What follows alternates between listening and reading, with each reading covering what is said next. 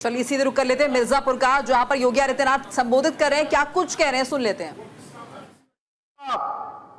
चाहे वह शिक्षा के हो, चाहे वह स्वास्थ्य के हो, चाहे वह पेयजल के हो, चाहे वे कनेक्टिविटी के हो, चाहे वह पशुपालन से हो, तकनीकी शिक्षा का हो, व्यावसायिक शिक्षा का हो या उच्च शिक्षा का, आपके जीवन में आने वाली हर समस्या के समाधान का ये 765 करोड़ रुपए की परियोजनाएं आपको उपलब्ध करवाई जा रही हैं। इसके लिए मैं मिर्जापुर वासियों को और खास तौर पर मझवा वासियों को हृदय से बधाई देता हूं। पहाड़ी ब्लॉक से जुड़े हुए इस महत्वपूर्ण स्थान पर आप सबको मैं बधाई देता हूं, अपनी शुभकामनाएं देता हूं। बहनों और भाइयों, आज जब मैं यहां पर आया हूं आपसे कहने के लिए, याद करिए इससे पहले योजनाओं को देने में भेदभाव होता था।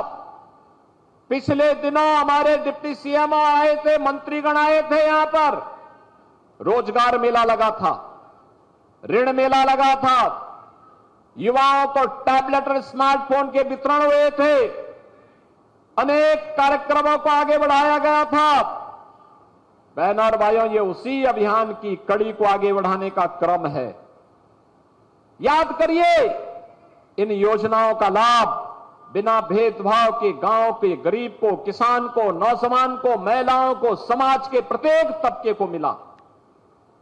हमने जाति खेमे के आधार पर बांटने का प्रयास कभी नहीं किया। हम मानते हैं समाज में विषवमन करने का नहीं, सामाजिक एकता के माध्यम से राष्ट्रीय एकता को मजबूती प्रदान करने का होना चाहिए।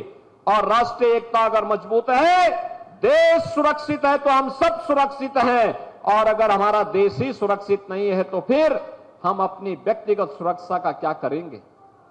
बहनों और भाइयों, आज यही कारण है हमारे देश की सीमा सुरक्षित है। प्रधानमंत्री मोदी जी के नेतृत्व में हम नए भारत का दर्शन कर रहे हैं।